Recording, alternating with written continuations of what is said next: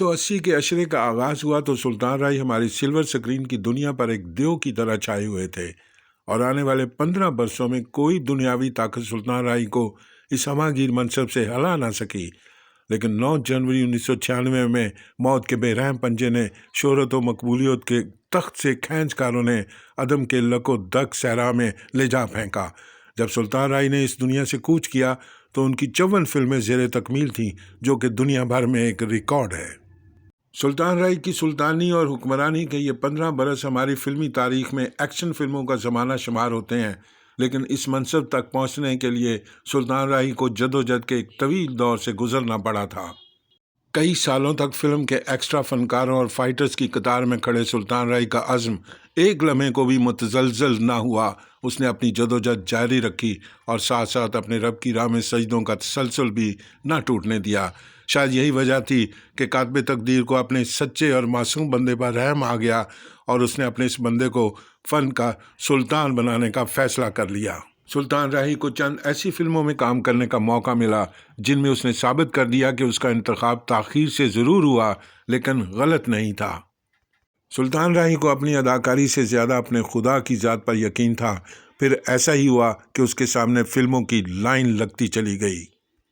جب اس کی کامیابیوں کا سفر شروع ہوا تو اس نے پیچھے مڑ کر نہیں دیکھا۔ پھر اس کے کریڈٹ پر کئی لازوال فلمیں آئیں۔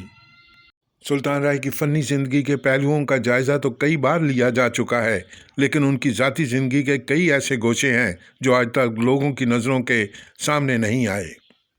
سلطان رائی پردہ سیمی پر تو ہزاروں لوگوں کا خون بہایا کرتے تھے، لیکن حقیقی زندگی میں وہ اتنے ہی نرم دل اور سادہ طبیعت کے انسان تھے۔ سلطان رائی نے اپنی زندگی میں کئی یتیم اور بے سہارا لڑکیوں کی شادیوں بھی کروائیں اور ان کے جہیز کا بندوبست بھی کیا۔ کئی بے سہارا خاندانوں کی کفالت کا ذمہ بھی اٹھایا۔ اس کے علاوہ فلم اسٹوڈیو میں جب بھی کوئی کارکن یا خاص طور پر کوئی فلم فائٹر بیمار ہوتا تو سلطان رائی نہ صرف اس کی عیادت کرتے بلکہ اس کے علاج کا خرچہ بھی خود اٹھاتے۔ ان کا کہنا تھا کہ میں خود بھی ایک فائٹر تھا، اس لیے میں اپنے ان ساتھیوں کا درد محسوس کر سکتا ہوں۔ میں خود بھی اس مقام سے ہیرو بنا ہوں، اس لیے میں کیسے ان کو فراموش کر دوں۔ دوسری طرف کئی بار ایسا بھی ہوا کہ فلم ساز سلطان رائی کے پاس آیا اور اس نے کہا کہ اس کے پاس فلم کا بجٹ کم ہے اور وہ اپنے معاوضے میں کچھ کمی کریں، تو سلطان رائی نے اس فلم میں معاوضہ لینے سے ہی انکار کر دیا اور مفت کام کیا، مگر اس کے ساتھ ساتھ اس فلم ساز کی عزت کا بھرم بھی قائم رکھا۔ سلطان رائی فن سے محبت کرنے کے ساتھ ساتھ اپنے رب کی ذات کے بھی بہت قریب تھے۔ سلطان رائی نے زندگی میں کئی حج کیے، متعدد بار عمرے کی سعادت حاصل کی۔ نماز پنجگانہ کی ادائیگی ان کی زندگی میں سب سے زیادہ اہمیت کی عامل تھی۔ سلطان رائی کے قریبی دوستوں کا کہنا ہے کہ سلطان رائی نے ان کے ہوش میں کبھی نماز قضا نہیں کی اور ہمیشہ باقاعدگی سے رب کے سامنے سر جھکایا۔ شاید یہی وجہ تھی کہ رب کو اپنے عاجز بندے سے اتنی محبت تھی کہ اس نے سلطان رائی کے سامنے کامیابیوں کے دروازے کھول دیے تھے۔ ان کی آخری فلم سخی بادشاہ تھی، جس کا گیت کی دم دا پروسا یار دم آوے نہ آوے سلطان رائی کی زندگی کا آخری گیت ثابت ہوا۔ اداکار سائمہ کے ساتھ اس گیت کی عکس بندی کے کچھ دنوں بعد ہی ان کی موت ہو گئی۔